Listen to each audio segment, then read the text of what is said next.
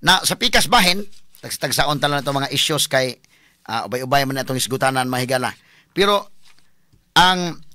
si Israeli ambassador to the Philippines, Ilan Floss, niingon na nga nabalik na normal. No? Mala gini akong giingon. Kanang pag-apil ni Trump, ni ana mga higalang gubat diha mga higala sa Middle East, duhay gidangatan, either mahumanda yon or mo-escalate, mupabilo siya ngadto sa World War III. But calculated na nanda ang Trump mahigalan di ni mupabilo kay ang makapabilo anak kung dunay nasod nga apil sa 5 permanent members sa UN Security Council, dunay mo apil, da mo na makapabilo. Kay mao man na mga higalay mo kuan gyud, mo pabilo nga to sa World War III kay mao may dunay capacity. So kining Iran pag tira mahigala ni Trump mga kahigalaan sa bomba nga gisakay adtong B-2 stealth bomber, awa oy. Ha? Na karon undang na. O pagka-undang mahigala nga na kuha na ang ilang nuclear program sa Iran, yan ang giingnan. Sige, pagsabot mo, Israel o Iran, pag-ceasefire na mo. Mao man to'y tuyo sa US nga makuha ang nuclear program diha sa Iran nga di na sa makahimo o mga nuclear weapons. Kay naghatag man na mga higala og threat sa tibuok kalibutan, threat sa Amerika. Threat sa Amerika kay apil gud ng Amerika ang giingnan nga death to Israel, death to America. Straight to the point. Pero labaw sa tanan threat sa Israel. Wala karon at least hinaot pa unta may galang malinaw na ni. Kay wa na may butang tag capacity ang Iran aning kalakiha. Doon ay ubang report mingon wa man mabungkag ang kuan, wala ra maka okay ra kuno. Abay okay nga piting pagka gubaa man to ni Sol. Aman lang pud ba? Ora bata bitaw na igog sukmag bitaw ni Sol. Gamay ra man ay lang kabalaka. Oy, gamay ra man mohubat.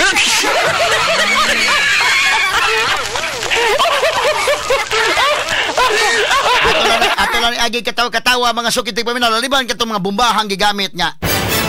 First time to gigamit laday katong GBU 57 nga bomba. Patingil ngigang pagkakuano eh. Ang US operation day mga sukit paminaw balikan na nato gamay. Dili to inadto lang nahitabo. Grabe di ito nga operation sa ilang US Air Force. Ang ato mahigalang makita diha nga mga main karakter na niya sa maong pagbomba sa Iran. Kining tuto nila mga higala tulo ka mga lugar kining Fordo, Nathan og Isfahan. Sikat man ni mga lugar na mabitingon si Trump bitaw nga kabati naman mo anak dugay naman makabati ang mga lugar. Na diha ang nuclear program sa Iran. Unya magistorya tag tinuod mga sukin tig paminaw. Di pwede na mo isuos bulsa na si Trump. Uy, ngayon mo inyon nga, man may civilian naman purposes ng among nuclear program. For civilian purposes naman eh. Di ni mo madaog ka na. Kita mag-istorya tag tinuod ba? Ibutang ni mo sa 80 meters underground na day. Nga kung bomba lang mga higala nga natural lang nga bomba mga sukitig pamilya, di na maigo. Ang US na gawin naaanak nga bomba. Kanang bunker booster nga bomba. Why lain? So di pwede ni mong isuot bulsa nga wa for civilian purposes lang eh. Kanang GBU 57 $20 million per bomb anak. Ang nagkiri mga kaigalaan anak katong B-2 stealth bomber kining akong ipakita ninyo karon nga eroplano. $2.4 billion ang kantidad anak ni store. Straight to the point. Ngilngig kay klasiha sa kono eh. Mura sa cargo plane bitaw, cargo plane inday kay bomba may da. Unya kuan siya radar absorbent. Grabe yung pagka-design sa Amerika. Ang China grasya iniday magtan-aw lang ang pida. Kuyawa din lang equipment sa Amerika. Mura sa ni may galaog ka ng show of force sa US ba? Ila pong kita gamay ang China o ang Russia nga. Kami may pinakahawad sa tibok kalibutan ha? Ang most powerful armed forces sa tibok kalibutan. Kinigong maong B-2 stealth bomber di makita sa radar. So limang ka ang pag-operate ani mga kaigsunan gikan sa US, sa Missouri, state of Missouri dakin, tuwa dito ang white man kini ang airbase, kanigong white man airbase, kuha na siya, si Lieutenant, kuha na, gingana nga to, si Lieutenant Whiteman, kato namatay in taon, nga usa ka lieutenant mga higala ni adtong pagbomba sa Pearl Harbor. Mao na, preba sa ato bang Mactan Benito Ibuin Airbase, kana sa Benito day, kuha na sa Air Force na nga namatay. Sumoto ka na si kuan mo ng Whiteman Airbase dito na sa Missouri, dito sa US. Lalo man kang paglupad anak mahigalagikan sa Missouri padong tabok dito sa Middle East. Pila ka oras kun dinuparay. Why to wa ko na ingon ta nga may prihan nang connecting flights day nga motugpa sa dito sa Qatar. Capable siyang mulupad sa kahanginan bisan pa mga higalag 37 hours in dakin. Mo na gitawag Bito Ghost Stealth Bomber. Kay mura sa may galag, di makita ang radar ba? Kasuway kag tan-aw sa radar. Bisa ka na sa barko, may gala ko, mosakay ko barko, ako man ang mga amigo ng kapitan, arila de, attorney, sakay ko dito. Makita ang radar ni Stor. Kanang kwan, mo bitaw ng, og di lang matuog ng tigbantay diha, di ginamadas mag barko. Kaya makita man radar, ultimo god kahoy nga naglutaw day, kita sa radar. Ba't kinay maong bomber nga tos kahanginan, di makita. So pila god ka nasod ang ilang pila ka airspace ang ilang gitabok. Gikan sa Missouri sa US. US to gikan dito sa mainland sa Amerika gid. Gikan dito ang bomber. Unya nilupad mga higala padong dito sa tabok sa Atlantic Ocean. Kapila nag-refueling. Kuyawan una-una ni mo inday kinong inana ka high-tech ning Amerika day. Liman kag way hunong-hunong guni. Di man ni pareha mahigalag. Para madto kag Australia panalitan, lupad ka pa dong Singapore. Pag-abot Singapore, connecting flights man na. Or di gani, from Cebu to Manila, Manila to kwan na. Or amadto kag US, Philippines, ibutan ta Manila to Singapore, Singapore to Canada yun. Nai-connecting ba? Kay ka na mga inanang klase sa plano, di man na basta-basta may gala, imong pa nang i-refuel. Nakining ila, tungod sa kadako ining Bito Stealth Bomber, nya bugat do nang da mahigala 30 pounds do na nga bomba. So kas kay gasolina na ni store. Mura na og sa kanang sasakyanan pa na mas kas og gasolina kana bitawng 4x4 nga 4x4 drive bitaw day. Kontra sa 4x2 ra nga sakyanan. Kini ilad kas man ni kay tungod sa kabugat ba. Sumlupad ni intabok sa Atlantic Ocean. Pagman refuel na yon. Ang mo refuel mahigala ang katuro pong refueling aircraft as kangilngiga no. Kita ka na doon ay mag-refuel to sa taas ba nga kana na ang di ka magkatuon dakin pwede di ay yung paggasolina to sa taas.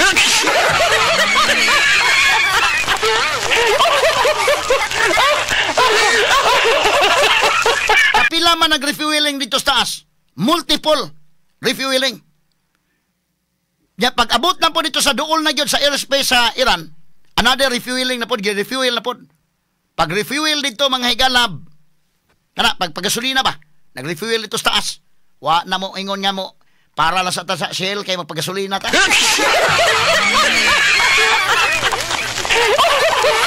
Wa gyud mo para sa Petron o sa Caltex sa Nestor ha. Doon na ra dito sa taas doon na refueling. Kuyawa doon na ilang mechanism dito nga i-refuel dito sa taas, pagasolinahan dito. Pag dayon sud na sa airspace sa Iran, ni-escort na dayon tong mga fighter jets. Di man basta-basta na ini mga higalang ilang operation dahil dako gasto sa US na yan. Unsa ka dako gasto? Limang ka, gigamit lang ang ilang 2.4 billion aircraft. O ang bomba may gala 20 million kada usa adto. $20 million ha? Inana ka dako gasto. Unya kadtong operation di ay, dili to operation makagalaan nga mauro to na involved to mga Bito bombers day.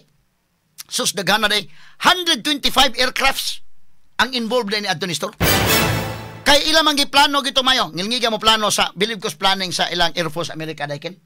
Kay paglupad sa Missouri, ang ilang stealth bomber doon ay nilupad pa doon sa west, doon ay nilupad pa doon sa east. So murag ma-confuse ang tao ba? Gawas nga dili makita sa radar. Kung in kaso makita, malipat ka to man sa west da padong sa Guam. Makaingon ka nga wa, layo raman dili may Middle East may target kay tuwa man padong sa Guam. So paglupad niya mga higala, paglupad sa mga stealth bombers, kuan ang iyang paglupad, dunay padong sa Guam, dunay padong sa Middle East. So di sa makita, but kung makita manggaling, malipat ka, mag-ingon ka nga, tuwa man dito padong man dito sa West. Isus wala ka bantay nga di aman day padong sa East. So decoy day ito, gibutangan nag-decoy day. Paluparan nag-plane nga decoy. Kuyawas planin ako kay ingon military, ang ilang planos military no kuyawa ilang Air Force dito. Kuyaw kay planning. So pagkaman refueling niya lupad dito sa West ang stealth bombers pila guto kabuk ang bito nga nilupad dito padong sa Guam mga duha day tulo. Nya lain pud na di ang tulo pod nga naglupad diri padong na sa East. Pagdayon sud na dito sa Iran, sa airspace sa Iran, kuyaw man ang musod kag airspace kontra. Kay basin no niya tirahan po kag mga fighter jets ito or baka dunay missiles nga itira, maigo niya nang mong bomber to sa taas. Kay kini mong inani nga bomber, ngilngig kay ni, pero di ni maka-tambling-tambling. Kay bugat man ang bomba. Ang makatambling-tambling anak kana mga Air Force kanang mga mga fighter jets. Mao na mo tambling-tambling kita kag ngilngigar ba ni store? Labi pang Israel, kita ka sa Israel, kanang ilang mga tuo kang manglupad na ilang mga fighter jets. Sus, mga babae na may nagdaday-day. No? Kuyawa ng naon, oy. Mga babae na ilang mga Air Force dito. Nagi mga laki, tanaw mo, sus, makaingon kag tambling-tambling murag. Mga babae naman na mga Air Force. Nya kini stealth bomber, balikan na to. Pagsud na sa airspace sa Iran, di man ni basta-basta mahigala nga giiskorta na dayon ni sa ilang mga US nga mga fighter jets. Kasi bako og dunay fighter jets sa Iran, naa sila ika-fight. Doon na day musugat dayon. Gira dito, fighter jets versus fighter jets ang magubat dito sa taas. Aron nga pagdipinsa nila sa B-2 bomber. Kasi bako maigo ning B-2 bomber missile day. Simbako og maigo ning fighter jet dito, mabuto na dito. So dili maka carry out sa ilang mission. Sumutong gilinaw daan ang airspace. Paglupad mahigala sa wa makabantay gud ang ilang Air Force dito sa Iran day. Wa kabantay na sud ang ilang airspace. Pag abot dito sa Fordo, ang Fordo gitira. Ang tulo ka mga stealth bomber, tagduha ka bomba ang da. Gibombahan mahigala ang Fordo nga kini ang ilang nuclear facility apekting Gubaa. Unya kadtong tuang sa Nathan o sa Isfahan, ang submarine day po nindakin mo ini tira. So, ang kadtong stealth bomber, ang tumong adto katurang Fordo, kay mamunti pinaka laom, ang dili ang mahigala sa Natanz o Isfahan, nga ilang mga nuclear facility, ang nitira, ang kinini ang submarine. Kuyawa upat ka submarines day nga gikan diri sa may Arabian Sea. Ngilngigan na submarine, no? Di makita to sa ilawom sa dagat ba ni Sor? Pagtunga pa anak, Jesus, tumahok may dada ang mga missiles. Mo'y gitira dito, tumahok. Kanang tumahok missiles. Abungkag, ang Natanz o Isfahan. Perting pagkagubaa. Lewa na inutil ng Iran. Wa naman ilang nuclear facility. Pagka inutil na, ingon na Trump nga pag-ceasefire mo.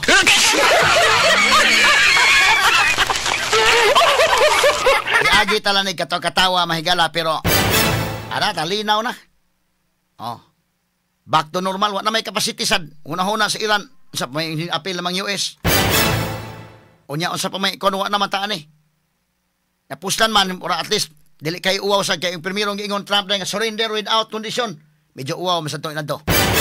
Para dili kayo pod ko niya. Sige. Ceasefire mo pagsabot mong duha niya Israel o Iran. Karon nagsabot na kay primero nang ingon pa man. Naginot pa man. Inyo man go Trump go within 6 hours kamo Iran, mohunong na mo kamo pod Israel within 12 hours. Unya within 24 hours humana ang 12-day war. Naginot pa day wa pa man di pa man karon dayon.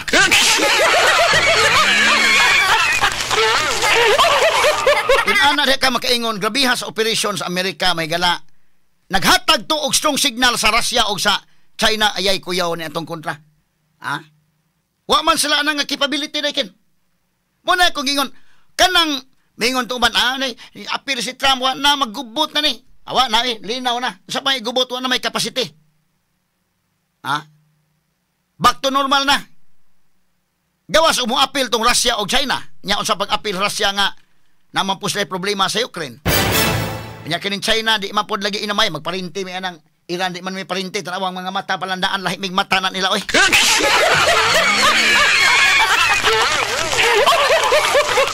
Ayaw mo China, napamumpi problema sa Taiwan. Di lang sa amin mo apil. Da mao ka na nga. So, okay, linaw na mga sukit di paminaw ng kalakiha. Diya ka kaingon sa military capability ba sa US pagkangiliga. Kining Israel ngilingig ba sa military capability, may ilang Air Force, best Air Force sana sila, pero pag-abot sa equipment, kuyaw. Nya planning, kuyaw ang Amerika. Ang kita ni Nestor Pilipinas, saon taman ni Nestor? Ayaw, kung ina og mingon tanga, sige lang, kay doon naman ta sa Visayas landaan. Kuyaw man ta, doon naman tayo tulo ka air bases din ang ngilingig. Naa sa Sikihor, di Asnaga, apil pong kapis.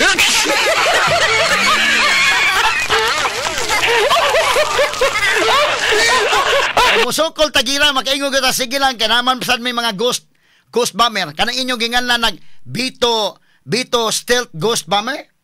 Ang amo naman saan may ghost bomber, ha? Mulupad gikan sa Sikihor, mo refuel sa Naga.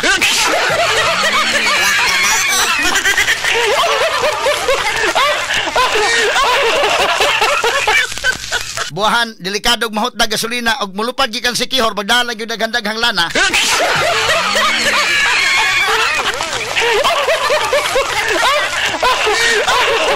Ana nga, balikon ko kitang Pilipinas. Di lang kita magkuhan, oy. Di kita mangita kagubot sa gamay. Onya, labi na ito problema sa West Philippine Sea. Kung naay diplomasya, mukuhan yun ta. Mangita tag pamaagis diplomasya kay tinuuray lang kanang Amerika. Ang ilang pagbomba dito mahigala sa Iran, pagtabang sa Israel, di gyud to ingon nga tabang gyud nya tungod sa gila sa Israel. Ilang interest to sa Amerika. Naa sila ilang kaugalingong interest. Unsa ba ilang interest? Di sa gustong napay laing nasod nga naay nuclear. Kining 5 members sa UN Security Council, sila ray duna, gusto sa nga kami ray naa kamuwa na mo. Kay lisod kay daghan na tang haod. Daghan namang haod. So kining 5 lang, ilimit lang sa 5. Ang uban nagtago-tago ro naghimo. Di na sa musugot ilan ang interest. Mao bitaw na nga kanang Iran doon na gipirmahan nga kasabutan dili ang Israel.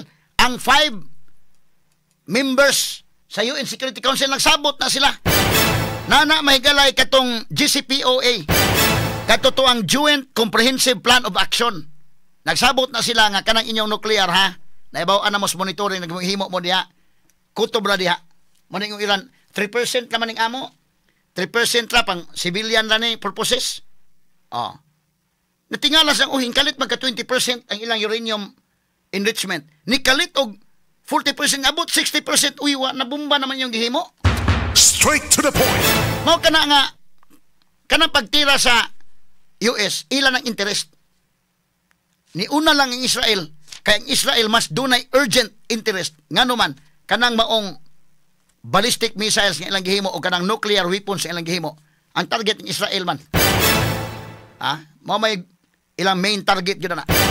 Mo nang niuna ang Israel, pero inyong tamahigala nga nitabang ng Amerika nga kuan gyud. Nitabang sa sgira, ilan ang interest, benefited ang Israel. Muna atong hunaon pagmayo kita sa Pilipinas. Gawas kong interest sa Amerika na namuhimo sa ana. Nya kita mo tabang-tabang lang ta kunuhay.